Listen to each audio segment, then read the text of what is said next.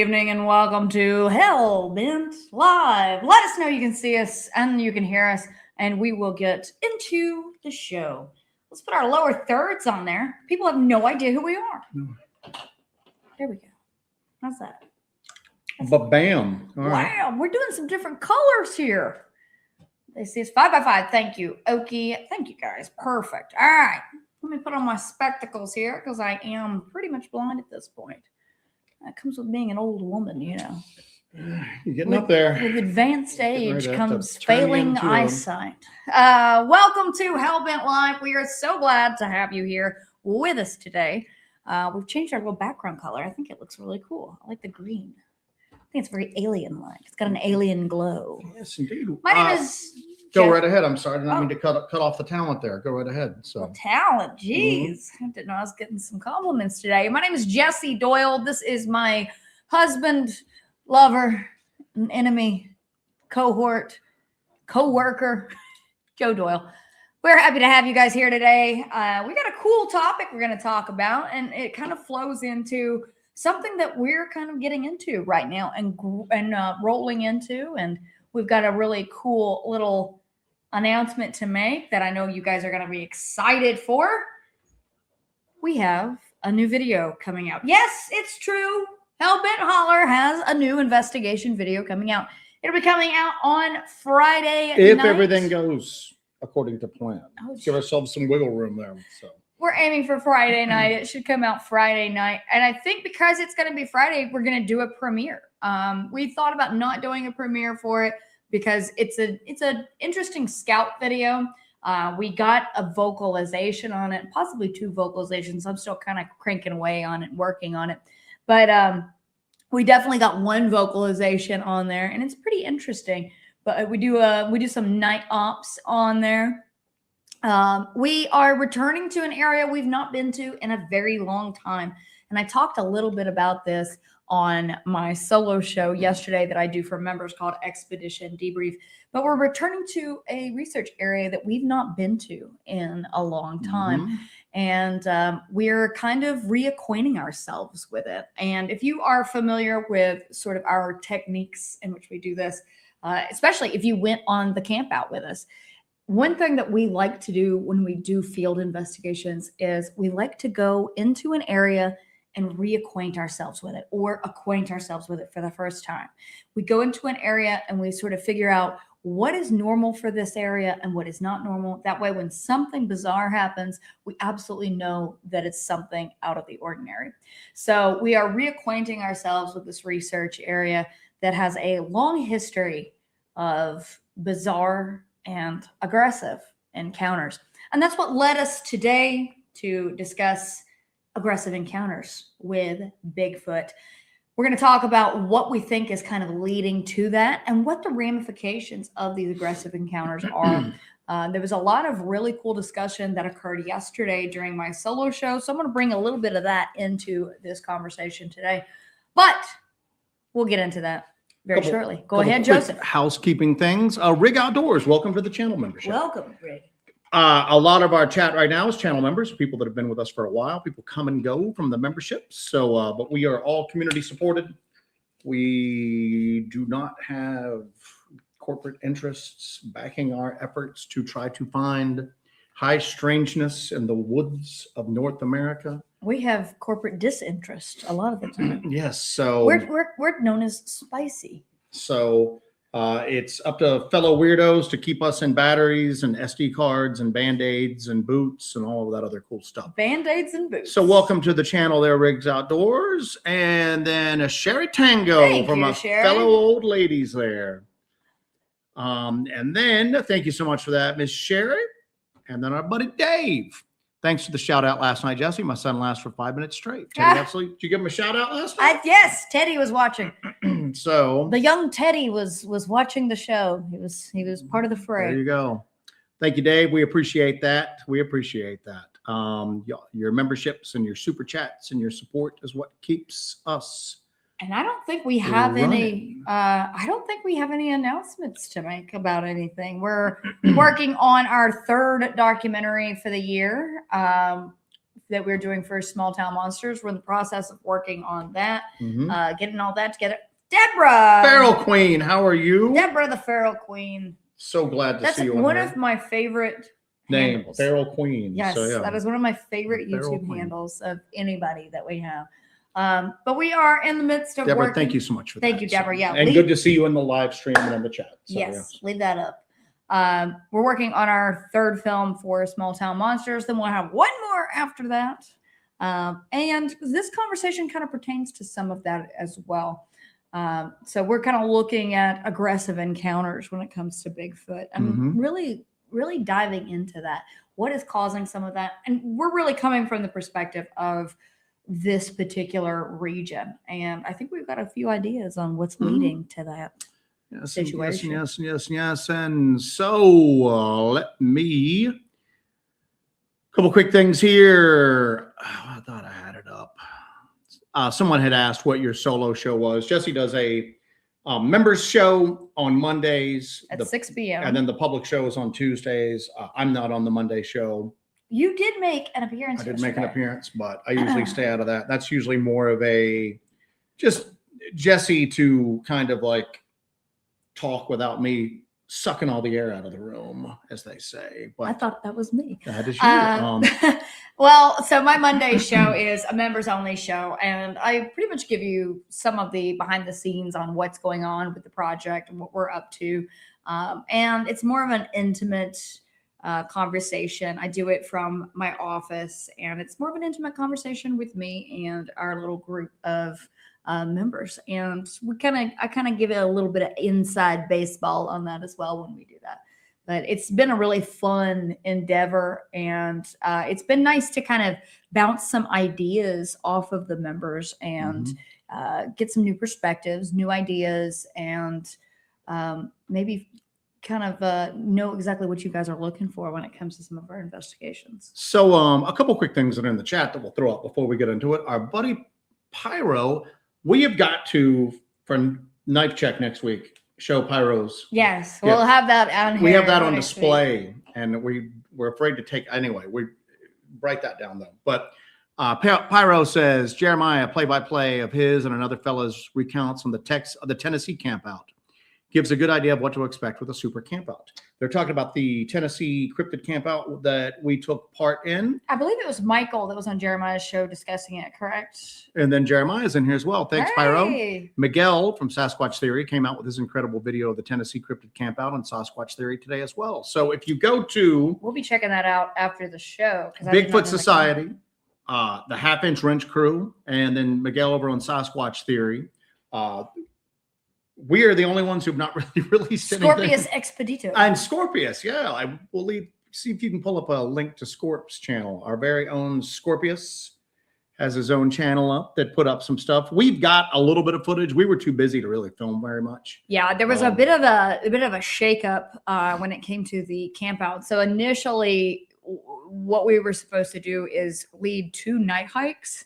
It was a 4-day event. We were supposed to lead 2 night hikes that were scheduled for about 2 hours, and none of the other guests were there. So Joe and I kind of had to run all the things that went on for the entire 4 days. So, but we sprang into action, and I think it was very, very valuable because what we do is field investigations. That's what we are good at. That's what we enjoy doing. That's what we've really honed our skills at. And it was really cool to kind of teach other people how to do field investigations, what to prioritize, and then how to go about doing it. And for us, for me, for sure, it was a learning experience because I had never gone out and worked with such a large group, and we had to come up with some new tactics for getting everybody out there, but making sure everybody had some distance between them so that you had that level of intimacy with the environment to where everybody could have some kind of experience. A lot of times when you do these events, you have 30 people with you. You'll go out there and it's like a death march through the woods, or you have a group of 30 people, a solid group of 30 people out there trying to do things. And in our experience doing field investigations, when you have that many people, you're not going to have anything happen. And even if you do, there's so much chit chat. It's basically like herding cats when you have that many people. It's hard to keep a control on the people, the sound, and everybody kind of talking and milling about. So we broke everybody into smaller groups and put them in different areas. We were constantly in contact through walkie-talkies. And I think it turned out really well. That first night that we all went out together, it seems like everybody had some sort of experience, whether they heard something, saw something, or experienced something coming through the woods. So that was really, really rewarding. And it was awesome for us to kind of work through doing that. We don't know if we're going to do another event like this anytime soon. At the end of it all, we had a great time. It was amazing to meet everybody, and it was amazing to be out in the woods with everybody. It was quite a treat to be out there with Pyro. It was a treat to be out there with Miguel and the half-inch wrench guys, because everybody brought a different skill set to it. And I think I even said this out there, that this was the most technologically advanced Bigfoot investigation that had ever kind of been deployed, because you had the half-inch wrench guys out there with a drone overhead, a thermal drone, while we're all in our stations and we're all communicating via radio. Go ahead, Joseph. We were going to originally start off with that campground, the camp out, with just doing like a very basic introduction to it. This is a thermal imager who wants to take a look through it. Which is what we've done at events prior. Yeah, because mostly that was more families and everything like that. But then we saw the group that we had there, and everybody's like kitted out, and they're all like geared up, and they're ready to go. So we skipped that. We just went right into just doing like night ops. It was great. So it was great to kind of take a little leap forward. Instead of doing something so basic and so introductory, we could actually move into advanced techniques. And that's where I think everybody started to have a lot of fun. And because it wasn't like we had a group that had never been in the woods before, had never worked with a thermal before, had never worked with sound collection or anything like that. Everybody there had their own gear. It was amazing. It was absolutely amazing. So we could move a little faster and move ahead with the techniques that we employed for it. So it was great. I saw a lot of people got evidence. I think a lot of people are still kind of going over their evidence, but it was just really awesome to have a collaboration with people from all walks of life, all skill sets, and just kind of all over the board when it comes to this, and different views on what Sasquatch is. And everybody was so respectful to each other. I did have to shush a few people, which I believe Michael took that as a badge of honor, because he just loves when I shush you. But yeah, everybody was really cool. We were able to capture evidence. A lot of people captured evidence, and I'd say the whole thing was a success. So make sure you go check that out on Sasquatch Theory. Go check out the episode on Bigfoot Society where Jeremiah is discussing the event, and check out Half-Inch Wrench Crew's video and Scorpius Expedito's video of it, because we did have that really insane last sequence, I would say, where we're all out and we're trying to do the last night of everything. I called it just wild card night, where the first 2 days where we did these investigations out in the woods, we broke into groups and we all kind of had our little stations. We wanted to have like sound discipline. We wanted to have light discipline. We wanted everything to kind of be just very observatory of everything. We wanted to try to collect evidence and kind of become one with the environment. The last day, because it was the last day, I called that wild card night, and we were just going to throw everything we had at it for that wild card night. So that includes call blasting, that included tree knocking, that included Aztec death whistles. Pyro even had like a rabbit call of some sort that was the most horrific sounding thing you had ever heard. And then even Miss Sherry Tango here, she had the coolest ideas. She was out there. She took her little solo stove out there and she was roasting marshmallows and roasting weenies. And she was basically saging the forest with smoking weenies, which seems like it had some success on it as well. So it was a blast. Make sure you check out everybody's videos from the camp out. Nancy was there. Nancy had a blast. But make sure you check out the videos and see what's up. We might do something down the line. Joe and I might organize something down the line, and it would be amazing. I would say that it would probably be the premier field investigation event like of the millennia. But that would be a little down the line after we're done with all of these other projects that we're trying to. Michael Maines had said, "I'd love to be a member sometime, but I'm disabled living in a nursing home. So I live vicariously through Jesse and Joe, and I've seen every episode with Hellbent on here and STM. Truly enjoy." Well, Michael, we've got a public release that's coming out on our channel. We haven't had as many public releases coming out just because the Small Town Monsters documentaries are very time consuming.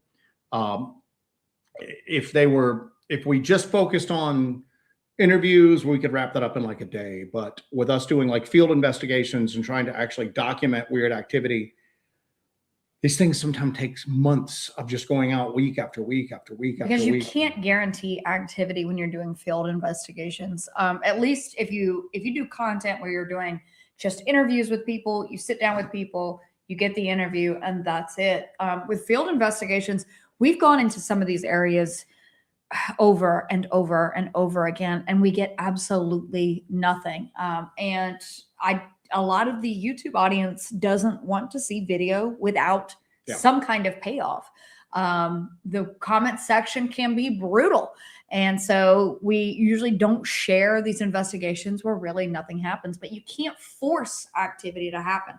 All you can do is be consistent with your investigations, keep going out there, keep trying to document it. And then sometimes you get a fish, you know what I'm saying? So we got some audio on this last one, and I'm excited to share that with you guys. And it should be coming out Friday, tentatively. I'm in the process of editing that right now. But yeah, there's a lot of heartbreak. There's a lot of hurry up and wait when it comes to doing Sasquatch investigations and Bigfoot investigations, because you just don't always get something, and that's just the nature of it. So the next release we've got coming out on our channel will be a public release. We do have some members content that'll be coming out, some extra stuff that we have filmed for the last few documentaries that didn't make it in. And then the next big STM documentary will be it's in the works right now, but there's more cool stuff coming. Michael, we appreciate you being here. And we appreciate it that we're able to help you kind of pass the time a little bit. Cryptid Castleberry had said that you could charge $5 a hush at a conference there. And then our buddy Stephen Taylor's in the chat. We hadn't seen Stephen for a few weeks. So a shush fund. There we go. Shush fund. So the area that we are going to be releasing a investigation video. Operation Kitchen Sink. Yes, that's what I called it. So yes. We're going to throw the kitchen sink at it. That was so fun.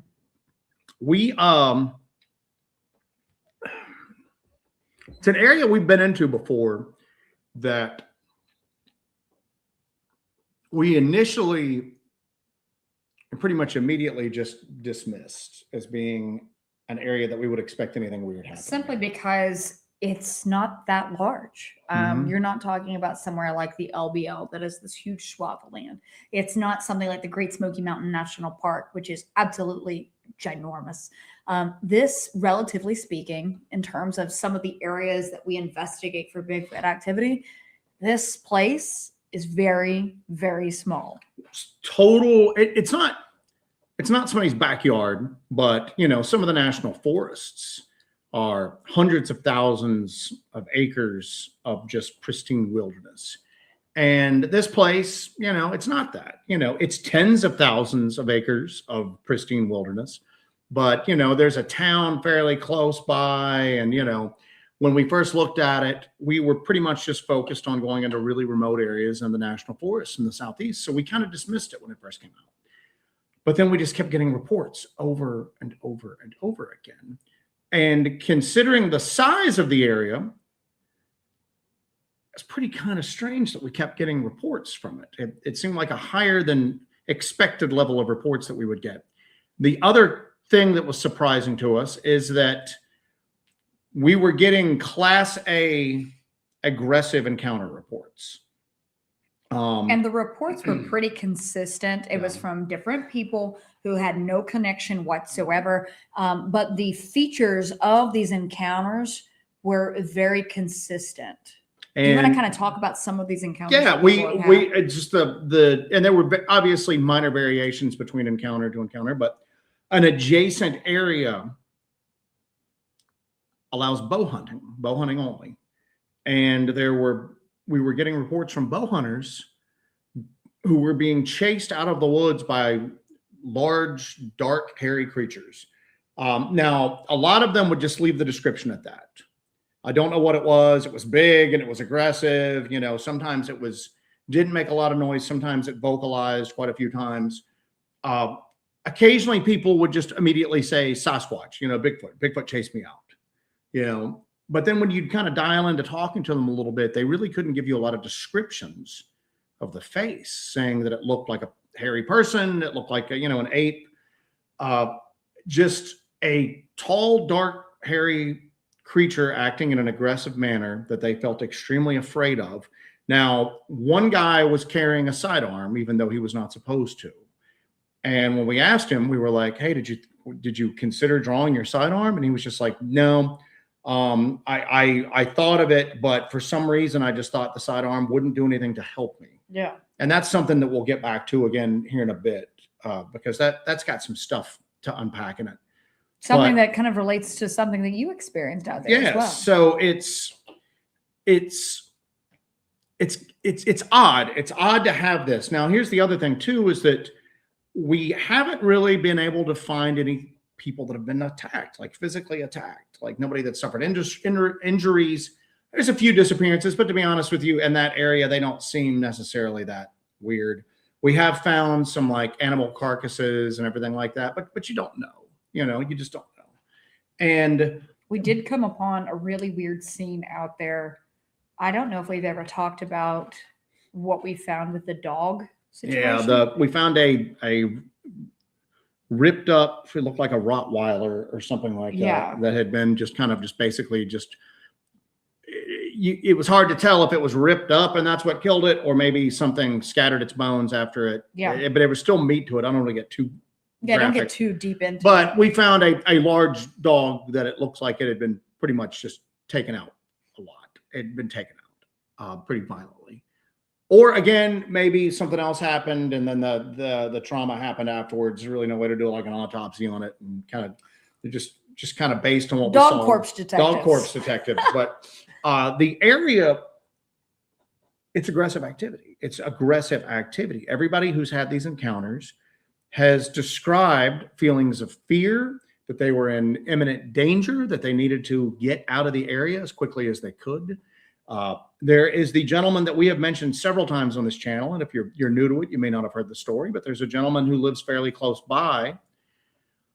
His property actually butts up to the boundary line. Yeah, and we're going to try to actually get an interview with him. If he'll be kind enough to do an interview with us, we'll protect his identity, but he has activity around his property quite a bit. He hears these things, whatever they are, last time we talked to him, it was regular basis. I don't know if it's accelerated or maybe died down a little bit, but his family was getting into a vehicle and he was coming out of the house and something came out of the woods and tried to take his granddaughter. And when I say tried to take his granddaughter, it's because he had already experienced some less than pleasant activity from these things. So he was armed. His house, he had guns everywhere. He grabbed an AR-15 and just opened up. And he does not have a very pleasant opinion of whatever's going on out there, obviously, after this. But it's, again, a continuation of this aggressive behavior. Subsequently, he's messaged me and told me that sometimes he can hear them out in the woods tearing it up out there. So that is one of the things that we are going to be looking into, is the thing with like Bigfoot. It's just like everything else with this phenomenon. it's nuanced. It's not black and white. Yeah. Okay. There's a lot of gray areas to a lot of this stuff. You can't really speak in absolutes as far as anything goes. And maybe the behavior that we're seeing here is different than the behavior people are seeing in other areas because of other environmental factors. We've always said that like the Sasquatch in the South, especially the Southern Appalachians, and then like down in Louisiana, Texas, Florida, it's got a more aggressive kind of quality to it. And that is part of the folklore as well. You know, the Pacific Northwest up into Canada and everything like that, there's a mystical quality to Bigfoot. Yeah. You know, there's also physical differences, it seems, between the Sasquatch you hear about in the Pacific Northwest versus what we have in the Southern Appalachian region. The physical differences are also there. In the Pacific Northwest, you have something that's, it seems like it's larger, more towering, more broad.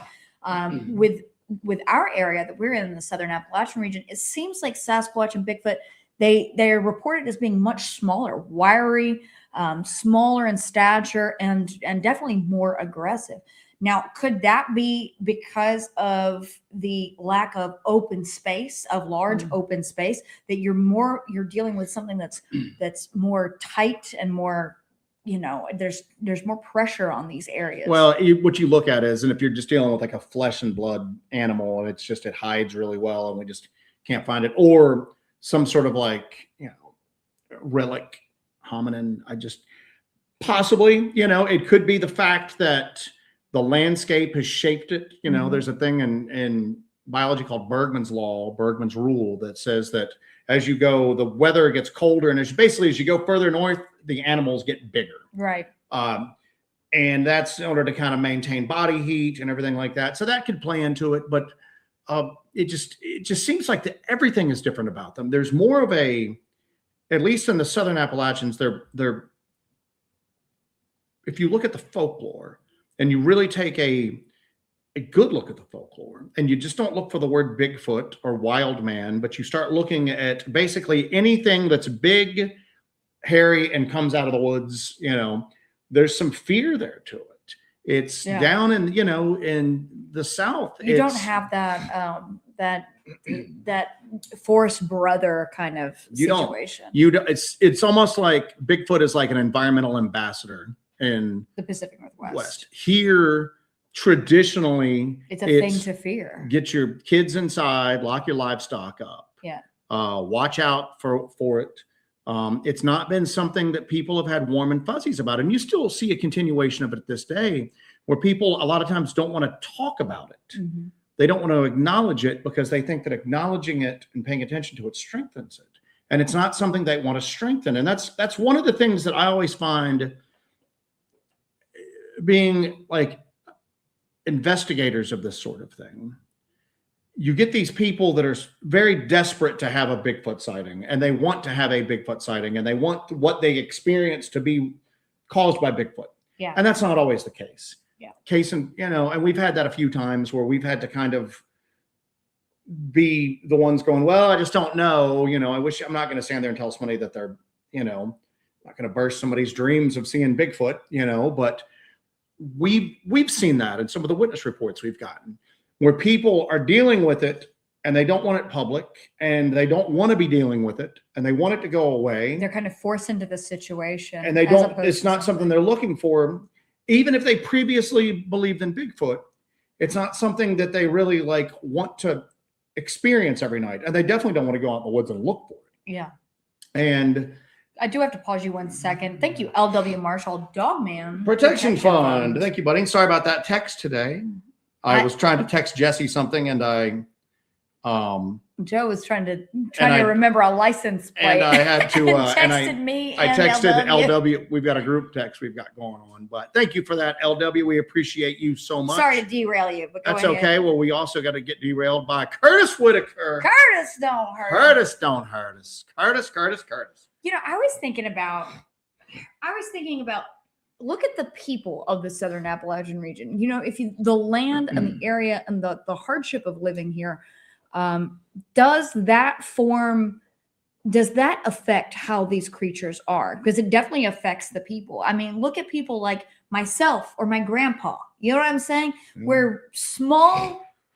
We're just tiny little angry wizened, things. malformed, Wizened, angry. malformed little creatures full of anger and spite. Thank you, Curtis. Thank you, Curtis. And thank you, LW. So, but we're just angry little things, you know, and we're full of fire and piss and vinegar the whole time. What you've had is, at least in this region, is you've had people, especially post C word, C-19.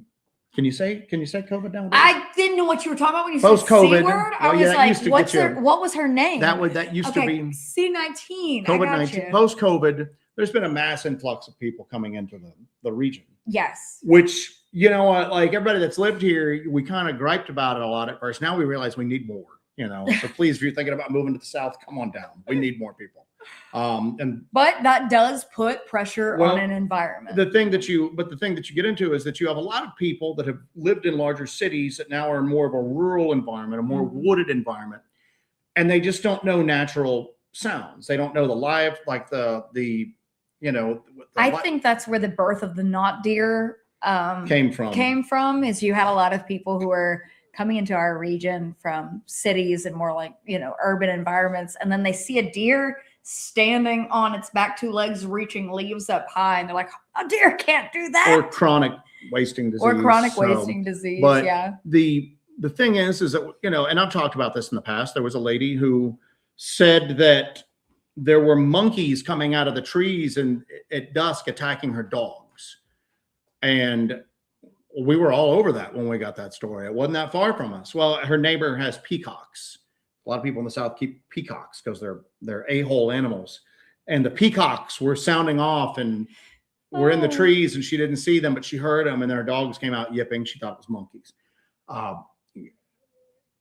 But now we do have to admit, I'll admit here, right here, before all of you, when we first moved up here, now we were camping and we heard barred owls. Barred owls. And I had never heard the mating pair. I had never heard a mating pair or that close. And it woke me up. I was in a dead sleep, and it woke me up, and it terrified me. And then I came to my senses and we realized what it was. But you can see, if you have people who come from a city and more urban environment, and they come into this area and they're like, it's got to be scary, because you hear a lot of stories about this area as well, you know. So, but that's the other thing you have to see too, is that they're coming with a fresh perspective on the Bigfoot subject. And usually if you're in like a rural kind of area and you're seeing people with like the Bigfoot cutouts in their yard and stuff like that, those usually aren't people that have like lived in the hollers for like 5 generations or whatever. So that kind of outlook on them is changing a bit. But that's not changing due to personal experience. It's just changing on a preconceived notion that they come with. There's still a huge threat of people that have encounters with these things. I mean, hell, a lot of what we experience doing this stuff is much different than people that we know that also look into this stuff that are out in like Washington State or, you know, Oregon, places like that. It's got a more aggressive, weirder tinge in the South, man.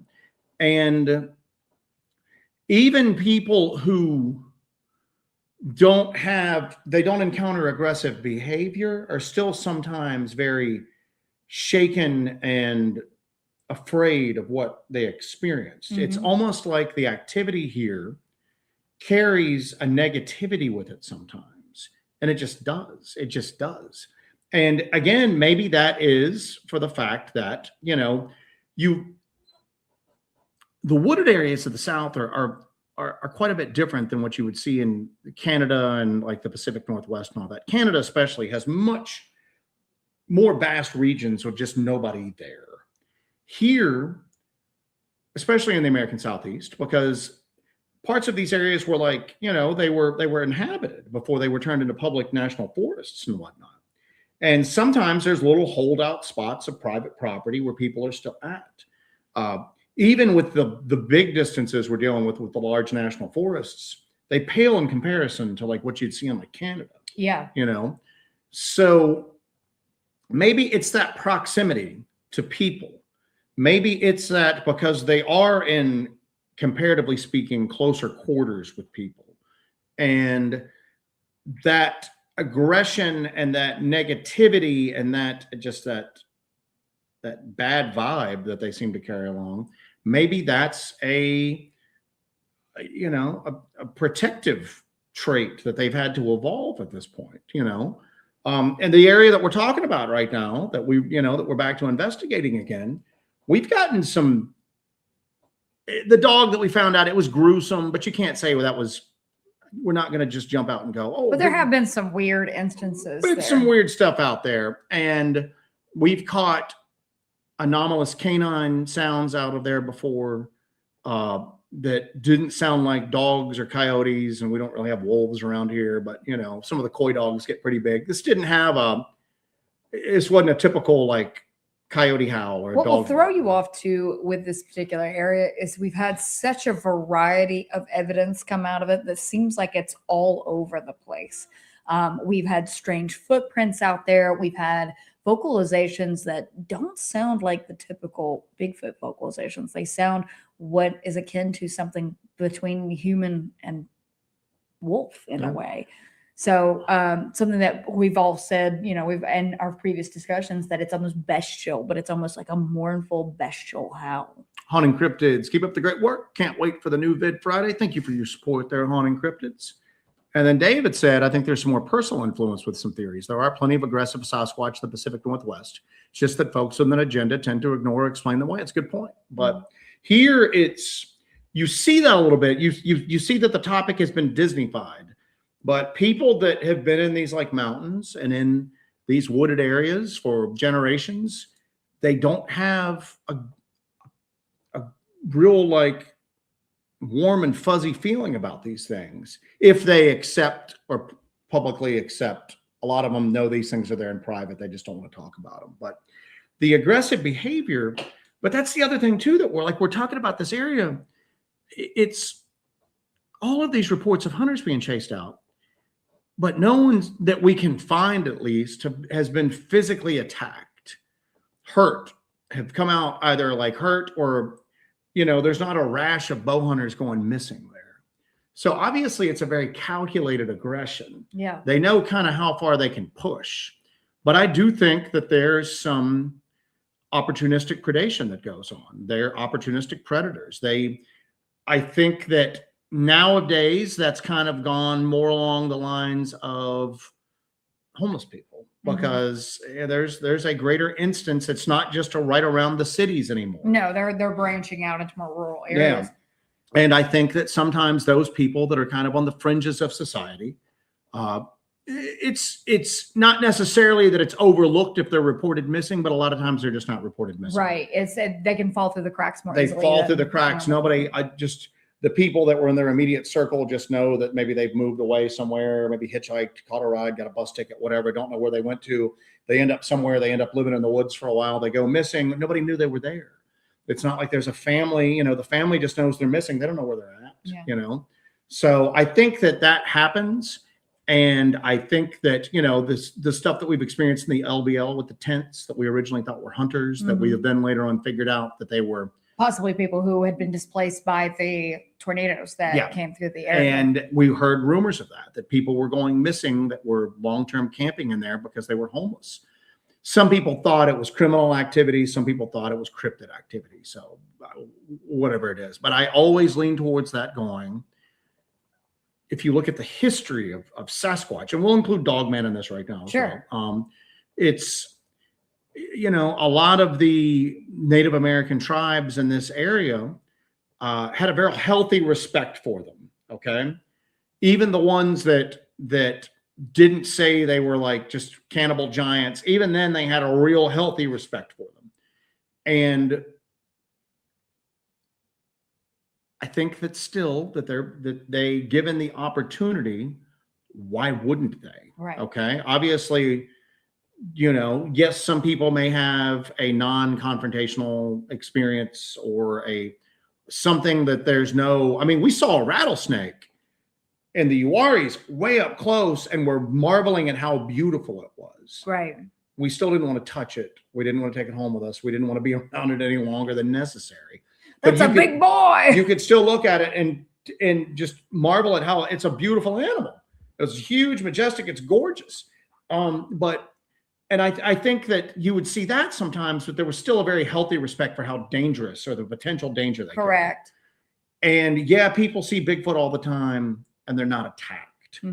People see mountain lions and they're not attacked. Although you showed me a video where this guy was firing off shots at a mountain lion. Yeah, he got tracked by that mountain lion. He I love those videos. Had a Glock and opened fire on it. But just because it didn't hurt you then didn't mean it didn't have the ability, and didn't mean that it may not have had the desire. It just chose not to act upon it for whatever reason.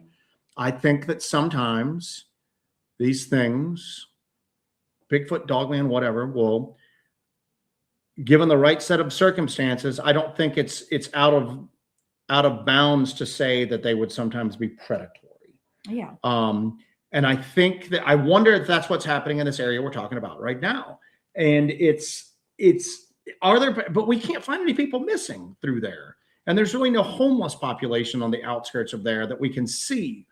I just think that maybe in this case, it's extremely selective aggression. It seems like it's, with the exception of coming up to the gentleman's house and trying to come after his granddaughter, with the exception of that, it seems like it's going after men who are out there bow hunting, and they're going out there solo. You mentioned earlier that it seems like it has aggression, but it's not doing anything. It's not like actually following through on these aggressive tendencies to where it makes contact or anything like that. It's just frightening people. Do you think that that opens up for the possibility of, in the course of us doing investigations out in this area, do you think that opens it up for us to maybe push a little more, for us to maybe test those boundaries a little more with whatever is out there to see if we can kind of get a response? Well, Amy Fountain's got a good one. They're aggressive maybe because they don't want you inside their territory and hunting areas. The problem we run into is that we have yet to find any of these people who have been chased out of the woods that are willing to go back and show us the exact spot. That's been 100% of them right now are not willing to take us in and show us where it's at. And that's for a couple of reasons. Sometimes it's easier to kind of explain what happened to you in an email or a phone call than meeting people face to face, you know. Some of them have been very much shaken up by it and not wanting to go back out in the woods. But so we go and we try to follow directions as best we can. And we get in and look around. But I wonder if sometimes if maybe it's just the terrain of that particular spot.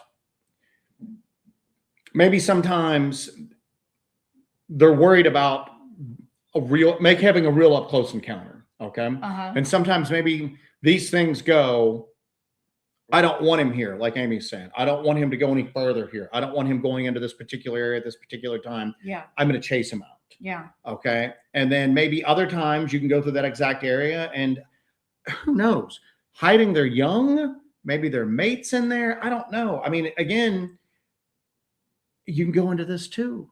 Maybe these aren't physical creatures that they're seeing. Maybe these are somehow. Oh, we're going to go into your mind projection Thing somehow. That's one of the things I like that came back with the guy with the pistol, with the sidearm. Why did you consider drawing? These are like, let's just call them rednecks. These are just rednecks. You know, these are not people that really would shy away from confrontation or violence if it came up. And you wouldn't consider, no, I just didn't think it would do any good. And I always come back to that. Why did you think your handgun wasn't going to do any good? It wasn't this thing wasn't the size of a polar bear. You know, wasn't the size, you know, it was tall, but, you know, 6.5 feet tall, maybe under. You're 6.5 feet tall. Yeah, I'm sure you'd shoot me if I was chasing you out of the woods. I wouldn't hesitate 1 second. Why would you think? Why did you have that instantaneous? Why did he have that instantaneous thought? It wasn't going to do me any good. That it was constantly. It was instantaneously defeated at that notion. Was that something that was put in that guy's head from an external source? There's nothing you hear that with Dogman encounters. And I'm just telling you right now, in this area, we've heard canine cries that sounded abnormal. And you hear this with Dogman encounters. It just seemed like it was telling me there's nothing you can do. I can take you if I want to. And I'm just going, you had your own experience out there that Yeah. lines right up with Yeah. what was described by that gentleman. Yeah. So I had a moment where I was upset because the recording devices we were trying to put up, every time I tried to, they would work perfectly at home. We'd take them out there, they wouldn't work. Then it would work perfectly at home. They worked perfectly at the vehicle. We'd hike them in, they wouldn't work. yeah. Until finally one night, I think we were live streaming this because we got a little bit of signal there. I turned the recorder on and it just burned up. A little puff of smoke and the screen goes dead. And I'm just going, what can do that? What can do that? That's, what the hell are we dealing with here? And I had this moment where I'm just going, what are we dealing with here? We're going to end up dying doing this one night. We're going to end up dying maybe out here. We're going to end up dying doing this one night. Are we dealing with something that can just make a small piece of electronics, but still just burn up like that? There's not a long walk from doing something like that and burning up a part of you. You know what I'm saying? Yeah. You know, wouldn't take a lot to make you have an aneurysm or something like that. I'm just going, we're going to die out here. And then I just had this immediate intrusive thought that wasn't in my own like inner monologue that said, oh, we're not going to kill you. We're having too much fun effing with you. But it didn't say F, it dropped the full F bomb, which was just so weird. But it was just that, oh, we're not going to kill you. We're having too much fun effing with you. And it was instantaneous. And yeah, that might have just been my imagination running away from me. But PC says messing with a city boy. But it's, and I go back to that. Is the aggression that they're feeling, is that, I mean, obviously you're going to see something. I mean, Jesse saw that black shadow kind of thing run in Georgia, and she had a massive adrenaline dump and took after it. We saw those weird things at the LBL. Yeah. That we had very negative instant, like, I didn't shock. take off after that. Yeah, that's the opposite. Yeah. But is that your body's natural response to seeing something that just rocks the foundations of your reality? Or is there something else going on? Are your emotions and your thoughts being affected? Is that possible? But I mean, if any of this is possible. Are you saying being controlled by an outside source, perhaps? Or are you saying influenced by an outside source? So, you know? whoa, I didn't silence my phone. Maybe influenced now by an I'm outside influencing the outside source. And well, I do let's have an get to interesting this one, too. Maybe they didn't see anything. Maybe the vision of whatever they thought they saw was a projection. Maybe that's being projected into it. Again, here's the deal. If you put a gun to my head, I don't know whether Bigfoot's real or not. And if it is real, I don't know what it is. I'm more confused after doing this. Yeah. These people that have all the answers and they can just sit there and rattle stuff off. Tell me how you got there, because I'm more confused after doing this for a while. I don't know what's real and what's not. And if it is real, I don't know what it is. And I think a lot of times it's definitely not what we think it is. Okay. Those things in the LBL that we saw. How the hell is something physical moving like that and just leave us in the dust? But at least the thing I saw made the branches shake. What the hell's up? But it didn't follow what I saw. Went over a pit, a garbage pit from like the 50s. The land dipped down a little bit. There's old paint cans and stuff in there. It didn't dip down with the land. It stayed like it just. So that doesn't scream physical, physical creature running across the ground, but it made the branches move. And if it was all, we've seen these things 3 times. You've seen them twice. I've seen them once. It's not our eyes playing tricks on us. So that's where I'm at is did they see, was there actually a tall, dark, aggressive, hairy creature running at them? Or was there something else 20 yards away that they didn't see that was influencing them to see that? Something too. This is, and now we're talking out of the realm of Sasquatch here. We're talking about something totally different. How is that out of the realm of Sasquatch? Maybe Sasquatch is doing that. I'm sorry. Yeah, sorry. yeah. The traditional what everybody thinks. Yeah. Let me get to my point here. Don't correct me on that. I understand. Within the traditional framework of Sasquatch. Mm-hmm. So now you're talking about something completely different. We're out of the traditional framework of Sasquatch now. Okay. Mm-hmm. Look at the size of this area and the variety of evidence that we've gathered in this particular area. Most of the evidence we've gotten in this area is out of the realm of Sasquatch, the traditional framework of Sasquatch. Also, if you look at it, the area is so small. If you, again, we're going to go back, the traditional framework of Sasquatch, how is it going to sustain itself in an area so small? I think there's something entirely different going on out here. I don't know if this is not just, as John Keel would say, a window area.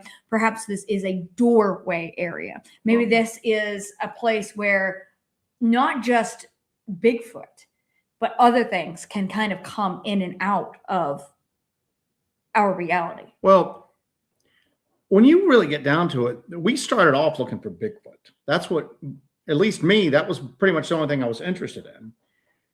It's real rare for us to have like a pure Bigfoot, clean, pure Bigfoot. And I get really excited every time it happens. We beg for them. Every time. I would love just a traditional, I thought we were getting that in the Sumter investigation. For the Sumter doc we did for STM. And then it got real weird at the end. Yeah. I'd say maybe the activity up in the Uaris is the closest that we have to just straight up Bigfoot activity. But the stuff in the area we're talking about right now, it's all over the place.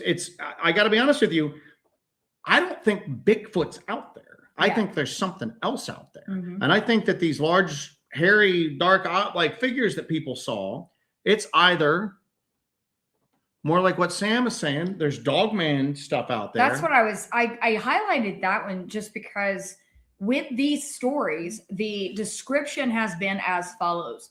Large, dark, upright, bipedal figure.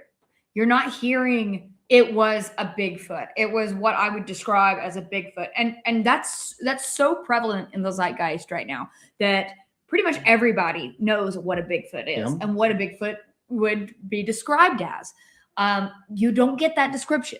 You get that more ambiguous description of large, bipedal, upright, dark, hairy. That's what you get. You don't get it was a Bigfoot. Well, so that's why I think an interesting factor too that I'm saying. I think a lot of Dogman. I think there's more Dogman encounters than people realize, but I think they're buried within the traditional Bigfoot encounters. Because if a Bigfoot organization gets a report of somebody being chased out by a tall, dark, hairy figure, and they're geared towards Bigfoot, it's going to be logged as a Bigfoot encounter. So I think if you scratch the surface on that, I've got to run to you find more. H. Smith, Hellbent Joe, armed folks having the feeling there's nothing they could do doesn't ring with just a simple animal. There's definitely superior force being felt. I go back to that too, because people get charged by grizzlies and coastal brown bears, which let's just get down to it. There's really not a lot of difference between a grizzly and like a Dogman for all intents and purposes. It's massive and it's going to kill the hell out of you. Yeah, some people, just the shock of them, they can't move. Just like some people just get shocked in almost any instance. But a lot of people pull out their sidearms and open fire. Okay? I think a lot of times that if they don't defend themselves, it's just because the shock has just taken control and they just can't move. But you don't hear people going, well, I could have pulled my sidearm, but I just didn't think it would do anything. So I didn't. That's just such a weird thing. Most people, when they're faced with something like that, and if they're not just rooted in place with shock, they're gonna open fire, man. They're gonna do what they can to defend themselves. There's been cases of people defending themselves, sometimes successfully, with knives against bears, let alone a sidearm. So that's what I go to for it. And then there's another one here real quick that we'll pull up. Feral Queen, believing they are far more intelligent, doesn't the diversity of their behavior align with ours? Mm-hmm. Some people are mean, aggressive, defensive, sometimes without provocation. There could be that. And that's just that is one of my favorite things to talk about and my least favorite things to consider about this. So we are possibly seeing variations in certain types of behavior with these creatures. Basically how they interact with humans sometimes. There would be a variation in behavior that would match up with what you would expect a variation in behavior from people to be. You go on some people's private property by mistake. Some of them are going to take shots at you. Some of them are going to cuss you out. Some of them are going to go, hey, you must not have seen the sign. Just to let you know, it's private property here. Please don't do it again. You're going to get a variety of responses from people depending upon the temperament of that person, how their day is going, anything like that. So we see that variation in behavior from Bigfoot, possibly. But then we don't see variations in behavior if that behavior could lead them to be like lead to like Bigfoot disclosure, official discovery. I always say that. They seem like there's a written unset, like an unwritten set of rules that they all seem to follow, and there's no variation in that. That's more of like a hive mind thing. Mm-hmm. And that's one of my things I like to say is where are the dumb ones at? Where are the risk takers? Where are the ones that just have poor judgment? Where are the unlucky ones? Where are the clumsy ones? Where's the one that's doing like a road crossing in front of a car and trips over its own feet and just gets plopped, you know? Even animals trip over their feet and fall sometimes. You know what I'm saying? I mean, cats are famous for like falling and landing on their feet. I've seen our cats just act like just clumsy, just idiots sometimes. You know what I'm saying? There's no variation in that, Feral Queen. So that's a good thing, is that if you see variation in one aspect, why don't you see it in the other? But then we have to come back to this. Are we expecting something that isn't human to behave like humans?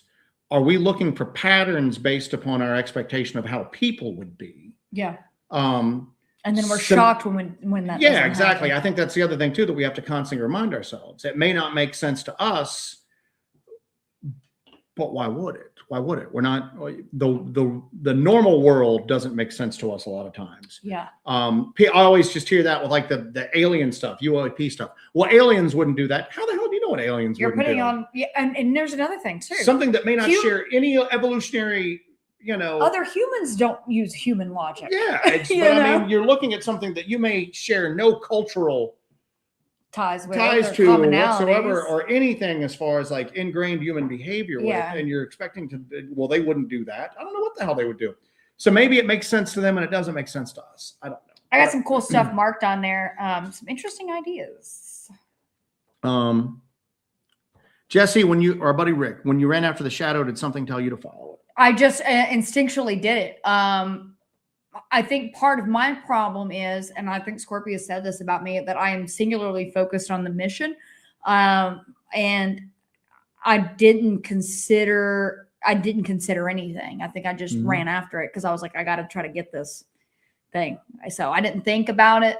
Nothing told me to go after it. I reacted without using my brain whatsoever. So there's a gentleman in here who hunted in the LBL and actually saw what we saw. What? And yes, it's in there. You'll find it shortly. Keep going. You'll find it. But yeah. Yep. There you go. When turkey hunting, right there. Whoa. Okay. When turkey hunting in the LBL, I saw something floating like in front of me and went behind a tree and disappeared. Did you see? Because that's what it looks like. And then there's a description of it down below. Okay. I highlighted that as well. Because that's still, and it's weird because we don't talk about that much because I don't see anything else marked for it. Did you mark it? I thought I did. That's all right. I'll find it. Please.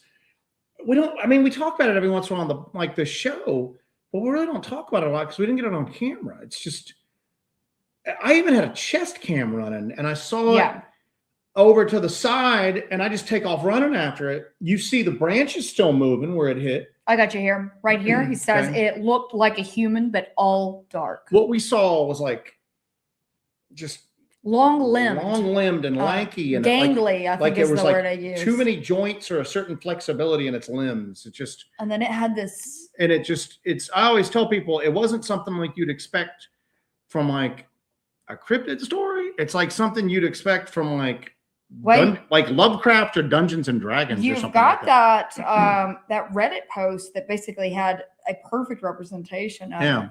I have no idea where that would be. Sometimes we have problems whenever I try to do stuff on this computer while I'm doing this. But like I said, here it is. I got it. Let me pull this up real quick. I'm going to share the screen with you guys. Look at this. See if this is what you saw. This is the closest representation. This is the closest representation we found. We found this on Reddit. Wife keeps seeing this under our paranormal. Let me pull that bad boy up. There you go. This is on our paranormal here. That is with the nose not being so pronounced, at least what I saw was not so pronounced like that. In here in the post, it says a small boy-sized, blacker than black, spindly shadow creature. She said she first saw it run behind 4 trees in the forest, thought it looked like a small boy. Then she said the limbs would just be all over the place. It moved fast, and she could see it in her peripherals. She saw it outside our window on the street. So she began to dream of it. She says she's not scared of it, but it doesn't seem nice. How could you not be scared of Now, there have been a ton. This is 9 months ago. It's an archive post, but there have been 735 comments on I need to get on there and look at that. Of course, one of them is Turbo Granny, but Turbo Granny? Turbo Granny. But there's 735. Get her checked out, man. This is how schizophrenia presents. Well, there you go. Alita Scribner had said earlier, that's for Michael's Shush Fund. There were a couple that I missed earlier. And our buddy Andrew wanted to see Knife Check. Let's pop over and do a knife check. Yeah, let's do it. Andrew. Let me get rid of this creepy creature. I'm carrying a Microtech out the front. Microtech. Courtesy of our buddy Denim Devil. He very generously gifted this to me. Combat Troodon. I can never get that right for some reason. Troodon. That's a badass knife, man. I like that. That is a badass knife. That is a badass blade. And you're not really a guy that likes serrations a lot. Not really a big serration fan, but that's so because it is out the front day, I've got an out the front myself. Mine has a little sweet little clip, like little Bowie blade on it, but it's partially serrated. Mine is a Heretic Knives. Now, Heretic Knives is run by the son of the guy that has Microtech. So this is the son of Microtech. This is Heretic Knives. Right on this side, you've got a carbon fiber, a purple carbon fiber scales right there, and then aluminum on the back there. But Joe got me this for my birthday at our local little sporting good place. It was in the used cabinet, so I got a good deal on it. But it is a really cool out the front. So, and it's sized for me in my tiny little hands. So, but it's something that I keep going back to, is that we alluded to this earlier, is that this part of the country is having a population explosion right now. South Carolina, where we're at, is the fastest growing state in the country right now. And it's even though there's a lot of like buildable land and a lot of towns, everybody wants to live in the country, but within 2 years of living there, it's not the country anymore. You're just in a suburban hellhole. But we wonder about that. Is that how is that going to affect that as this continues along? And I think that's true, whether it's a physical breeding population of these things, or it's something more along the lines that it's coming over from somewhere else and it's not here all the time. It's, however you want to say it, ultra terrestrial, crypto terrestrial. Moondog, I think, said ultra terrestrial. But, which is what we discussed. We discussed that last week. At least some of these things like to, they appear to want to manifest or hang out in wooded areas. So as those wooded areas shrink, what are you going to start seeing? Are people going to start having more encounters? Is the aggression going to kind of go up? Because you have that pressure on an environment, and they might be just as confused about us as we are of them. You know what I'm saying? It's like a spider's more scared of you than you are of it. But it might be these things might be just as confused about us, and they don't know, is this thing coming to compete with me? That's why I have the the apex predator supremacy clause in there. Do they think that we're there to compete with them? And if you have somebody out there hunting, using weapons to hunt, they're hunting deer, they're watching people go out there and go through the act of hunting something, dragging it out of there. If that's their food source, then we're an existential threat to them at that point. Well, and you know what? Here's the deal. The two theories are not mutually exclusive. You could have something that was, use all the usual terms, ultra-terrestrial, crypto-terrestrial, interdimensional, and it could have the same needs or some of the same needs as something that was just a terrestrially bound, just creature that was just really good at hiding, and it didn't really match up with what we expect normal wildlife to be like. Things could come here from other places, and they could lay scat, they could leave prints, they could still be physical with all the needs of a physical creature. but they're just not from our reality, our Earth, whatever at that point, some of the aliens that they say have come here, eat ice cream. That was one of the things they could digest. They still needed food. They needed nutrients, which is weird. Am I related to these aliens? It might be, and it might be. Our buddy Ray here, nothing but good vibes with the Hellbenders. Thank you, Ray. Thank you, Ray. We appreciate you. But our friend here who saw the black shadow figure in the LBL has a follow-up as well. That is the only time in my life I had that happen. It was probably 40 yards. The crazy thing is I couldn't see the feet, like it was floating. The figure you just posted is a little longer in arms. The thing I saw, at least, because I saw mine moving, and it seemed like it was moving faster. It didn't seem like it was doing this. It was moving, but it seemed like almost like it was on one of those like conveyor belt things at the airport where you're walking at a normal pace, but you are physically moving much, much faster. Has someone left the shadow figure at the baggage claim? Our buddy Hawk tried to send a super chat, but YouTube's not allowing it. You're probably over your limit, buddy. Anyway, I was going to suggest Joe rope the Minotaur so Jesse could ride it. This is the same area. Oh gosh, this is a weird story. This is also from this area. And we've talked about this in the past. We had to get some plumbing work done. We're in a 120-year-old house, Just about 110. 110, split it down the middle. And we had to get some plumbing work done. And we had two guys out here and the junior of the two guys. If you see this, if you're out there, get in touch with us, please. And they came, they checked it out. They came back the next day. They did the work. They never once came in to the house never once came into the house. And so they were here all day long, and we're talking to them, you guys need to use some water or anything like that, and at the end of it, they come up with the tablet, they've got to inflict their financial damage on us.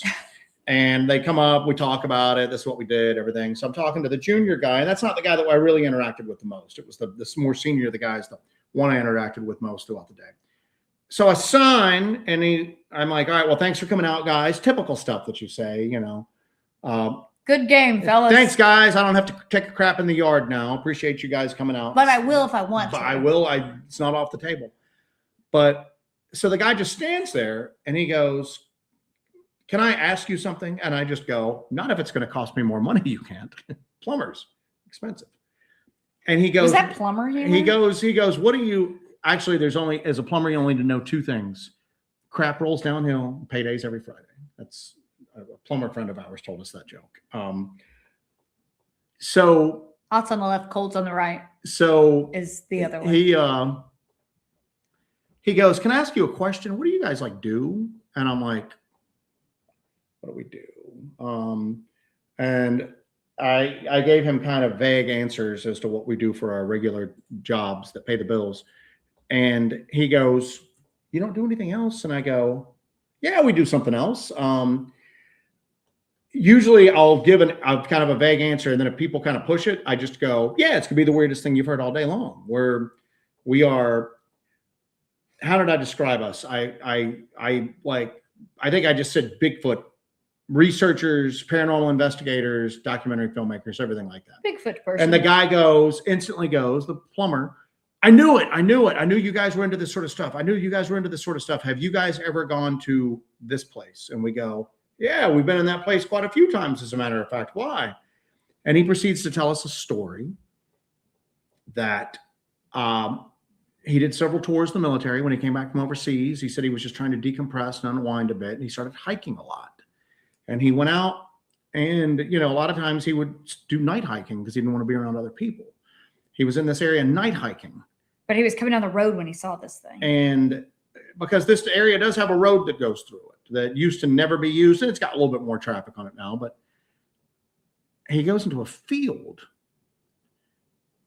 and he sees a bull, like a large black bull in this field. He had red glowing eyes. And he's just kind of thinking at first, tapetum lucidum, like some animals, they reflect back the light, and he goes, I can't remember if he said he had any light out on him or not. Did he have a headlamp on? I don't remember that. I can't remember if he did or not, but he's looking at it and he's kind of You were also the one that talked to him more than I did. He's going. I tried to relay the story last night and I was like, he didn't tell me. He didn't really tell me much of the story. He told you the goes, story. The guy goes, I'm extremely concerned because he goes, you see a black bear. Yeah. Unless it's a mom with cubs, it usually wants to get away from you. But he goes, a bull, if like a farmer's bull has gotten out of its pen and it's aggressive and pissed off, he goes, I'm not going to be able to outrun it. And so he's like just there and he's like, I'm kind of wanting to start backing away slowly without getting its attention. And he goes, it stands up. This thing stands up. And that's not the weirdest part of the story. It gets weirder. So he says this bull stands up and that it looked completely natural on all fours like a bull would. But as it stood up, it looked natural standing up, like with shoulders, arms and hands instead of legs and hooves on the front. He couldn't describe what the feet looked like, whether they still had like a hoof, or not. But he just said it looked completely natural. And he's like, what are those things called? I'm like, are you telling us you saw a minotaur? And he goes, is that the bull? Yeah, that's a minotaur, the bull-headed like creature from Greek mythology. And he goes, I'm just standing there now. And he goes, it was weird because I was going to try to run when I figured it was just a regular bull. I didn't want to get gored. And now I'm just staring at it in shock. And then he said that something walks out of the brush and stands next to it. It's a small little humanoid figure. How weird is that? We got some Master Blaster stuff going down. But he said that when the humanoid came out, the shock disappeared and he was just filled with a primal terror. He goes, that's when he just turned and ran, dropped his backpack and just hauled. So with that information, Gardening Dragon, thank you for the Minotaur Saddle Fund. Thank you, Gardening Dragon. But I kept going. So do you think that just struck? And he goes, no. He goes, obviously I didn't want to interact with the bull thing, but he goes, whatever that little thing was out, he goes, I just needed to get away from it as quickly as possible. So what's up with that? Is that something that's there that has did the little thing have the ability to kind of beam at him this like feeling of terror? Or is it just a natural reaction to seeing something that you don't think exists and it took a few seconds for the shock, and as the shock was wearing off is when this thing came out, And again, it's another one of these stories, there's no evidence. The guy didn't go back the next day and, take footprints. We did find tiny footprints. We did find tiny footprints in this area that people were trying to tell us that were children that came out of this lake in the wintertime and just walked barefoot. Yes, children of the Winter Lake. And had a very abnormally large dog with them, because we just found child-sized footprints and very large canine prints that thank you again, Gardening started Dragon. And then just stopped, and it was just weird. And, maybe there's a good explanation for that, but I've yet to hear one that matched up with what we experienced at that moment. Stone Maven says you're searching for your golden calf. My golden calf. But yeah, Hawk, I mean, and here's the deal. We've never seen a minotaur. I don't think we've ever seen anything close to a minotaur. I'll be honest with you, I don't ever really expect to see a minotaur, even though we kind of brush up against some weird stuff sometimes. Did the guy leave and laugh about pulling our legs? Maybe. I don't know. Maybe. I would love to talk to him again.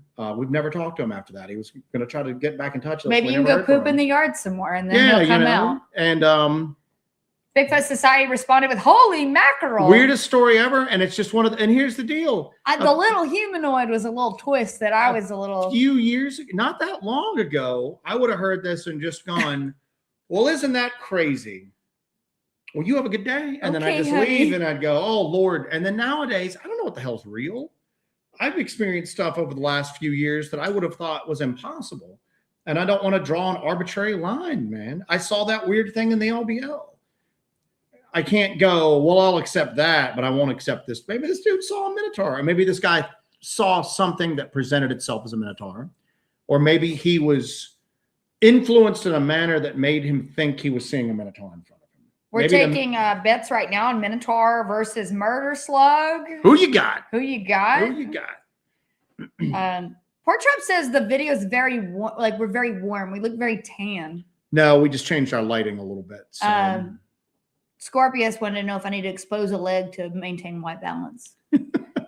For those of you who didn't see it, Jesse exposed he lifted up one of her white ass legs a couple of weeks ago, and the light hit it, and the camera's white balance adjusted. White balance yeah, it was like, damn. Surviving the Strange, our main man, Joe, it's like when they move there at a different frame rate than the rest of the world. I thought that was an excellent That's comment. a much better description than what I came up with. It I thought that was an excellent comment. It was moving, it was covering more distance than the movement of his body would lead you to believe. And it was gone. One of the weirdest things that ever happened to me. I got such a good look at it, but I shouldn't have gotten a good look at it considering of how fast it was going. It's almost like it was more real than real and faster than it should have been. Or was it? And if the branches hadn't been moving, I just would have thought it was a hallucination or that I was going crazy or something. And that's the only thing I keep coming back to is the branches. I saw it hit the branches and the branches were still moving when I got over there. And that's on camera. So I don't know. But one of the things that Surviving the Strange is commenting on how aggressively you remove your glasses. I know. You only got them for 10 seconds. I need them to read up close because I have contacts to ensure I have better far off vision. So he's got to swap between the two. I got to swap between the two. You know what I'm saying? Me, I'm just blind. I like when I have these off, everything's a little blurry and I like it that way. I like the world just a little blurry and then I have to read stuff. These come on. And so, yeah, we'll, and Janet's got a good thing. They seem to use intimidation more than actual violence. Yeah, absolutely. Well, here's the deal. That tracks with two predators in the wild will usually try to intimidate one another instead of like actual combat. Because if you're have you seen two drunk guys at a bar? Yeah, exactly. Well, that's primate behavior. That's primate behavior, definitely. But it's also like if you're a wolf, you can take down a deer pretty safely. Some injuries can still happen. Pretty safe. You'll probably live to hunt another day. You find another wolf, even the victor might be too injured to really live out the season.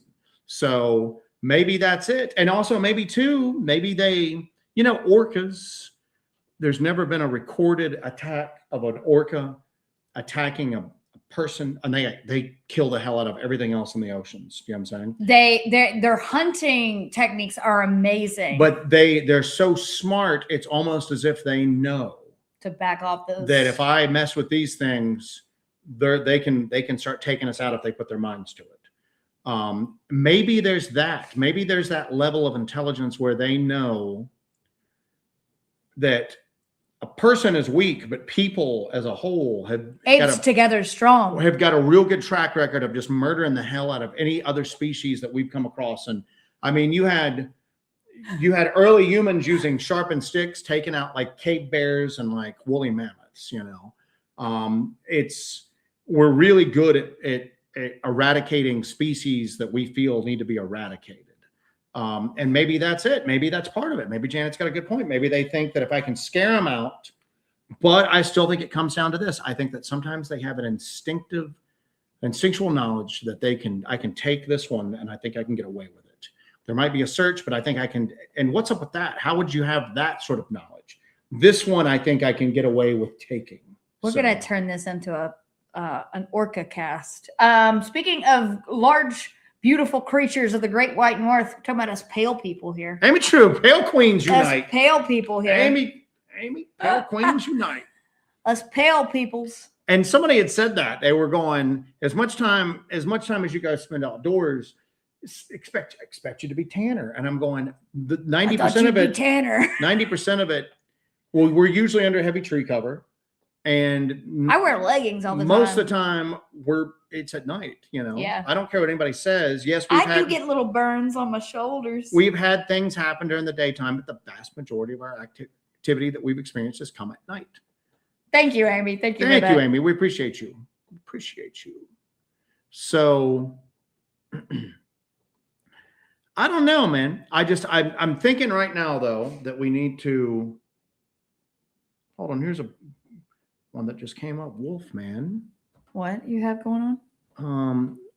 What's happening? Wolfman. I've had multiple experiences between 2019 and 2023. Oh yeah, Wolfman asked. There was a small one there. I thought I marked it about Lake Winfield Scott Recreation area. It seems like there's a population of Bigfoot. So I looked up area. where that was. It's west of Blood Mountain in Georgia. Get So out of town. I made a note about that, Joseph. So Wolfman, if you want to email us at hellbentholler@gmail.com, we'd love to hear about that. We're kind of looking at that area a little bit right now. Put Lake Winifred Scott in the subject Winfield line. Scott. Is it like Winfield? Winifred. Put that in the subject line. Our email got bombarded for a while and we were locked out briefly. I got to get back in because there's some people I need to get back in touch with. But yes, thank you for telling us about that, Wolfman. And email us about that. I'd like to hear about your experiences and kind of what's happened out there, because we do have an interest in that particular area. An interest in that particular area right now. I've got an interest in it. Because that's one of the things I want to look into some more of these aggressive encounters, because I want to try to figure out what the hell's going on. Are they... Kathy Grant follows this up with, I've had several experiences camping at Winfield Scott. Get in touch with us, please. We'd love to hear them. That might be useful for a project we've got coming up. Yeah, that would be helpful. But the aggressive stuff is just something that it's another wrinkle that I always find very fascinating. Not even the ones like the Oklahoma Bigfoot war that people talk about that we won't go into right now, but basically where you have like cavalry units, like literally fighting it out with like Bigfoot that were abducting women and children out there. But I'm talking about these ones like this where people get chased out, and I'm going, what's up with that? Is it because you were getting too close to something? Is it because they felt particularly threatened? Is it because they just don't like people and they don't want you near them? And if it was certainly different circumstances, you would have just been taken, you would have been gone instead of frightened out? Or is it sometimes just an orca situation where they know if they take one out, then we'll come after them? I think that if this stuff is real, that it's not one explanation for all this. Some types just don't want anything to do with us. They want to be left alone. And sometimes we run into each other and they just want to get the hell away from us. Are others so, sometimes when you see like deep sea life, at least me, I just get like these things look terrible. They look hideous. They're bad. They look evil. I feel a kinship with them. Is it that we're seeing something that's so different than us that your body has almost like, the uncanny valley? You see things that almost look human, but you instinctively know they're wrong. Yes. You get an uncomfortable feeling. Is it the uncanny valley magnified 100-fold that you run into? And instead of just some unease and I don't like this, is it, I need to get the hell out of this area as quickly as I can?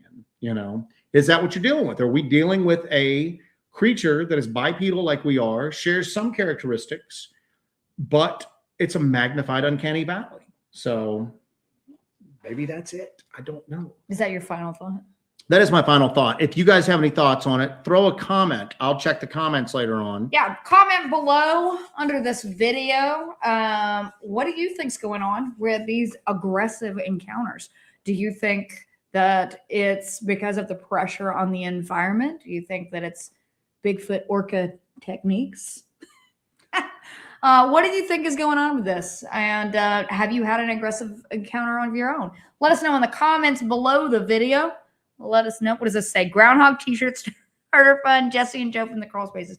We've captured 2 groundhogs. I've been fighting these groundhogs, man. Currently, we are in some sort of cold war with possums.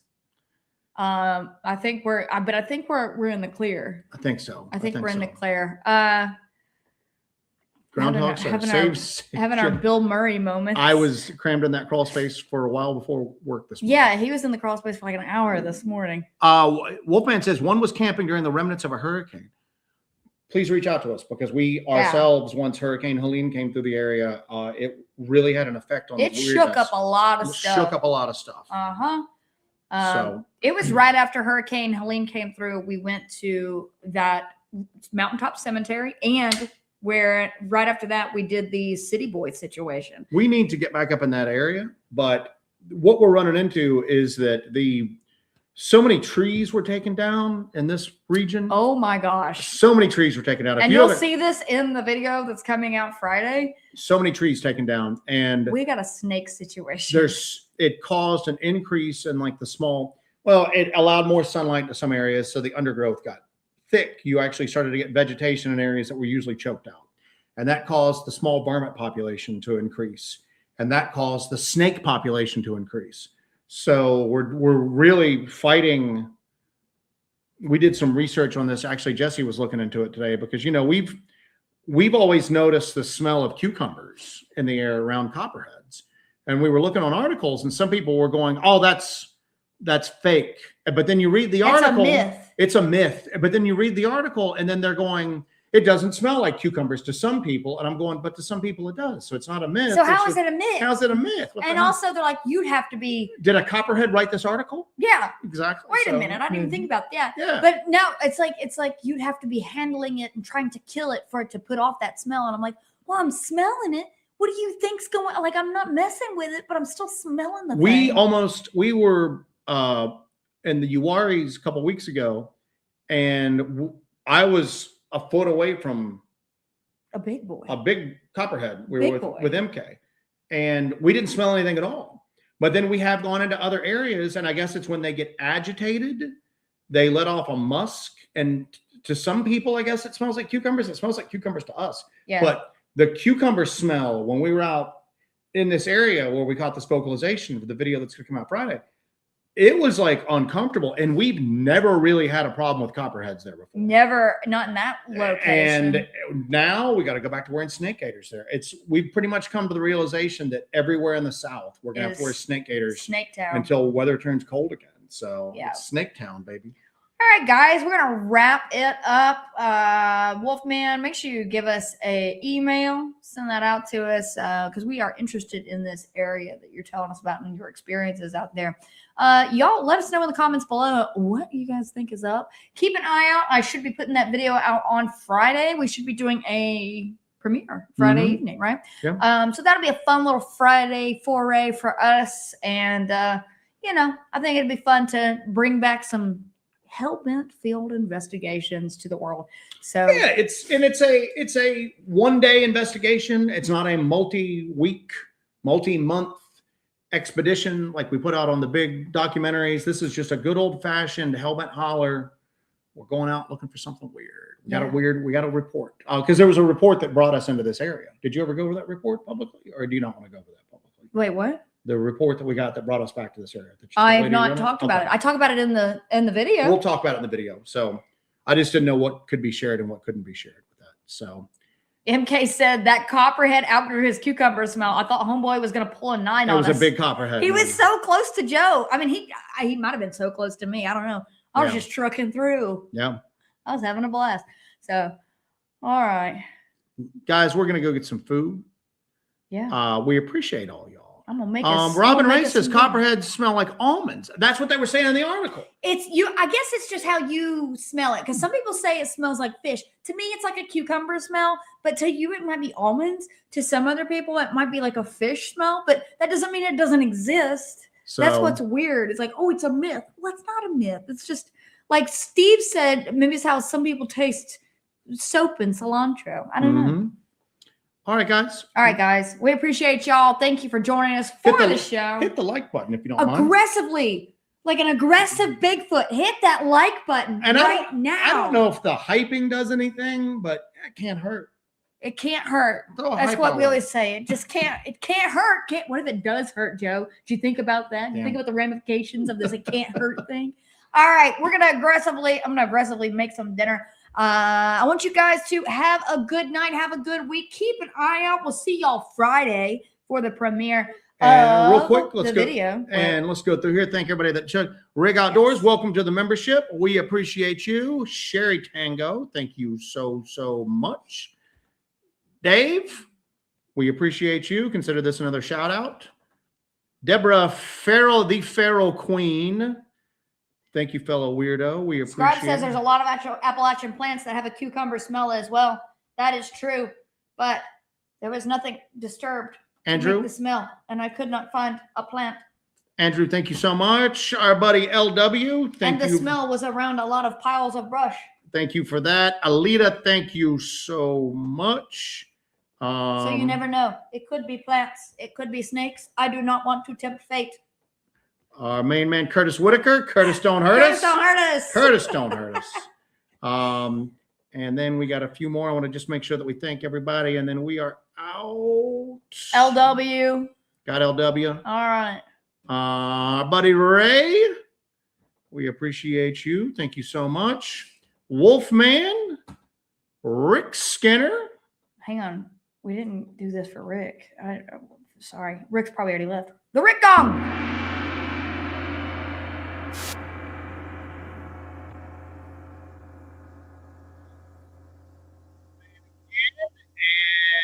And then our pal. Pow. What was that? Amy Pal.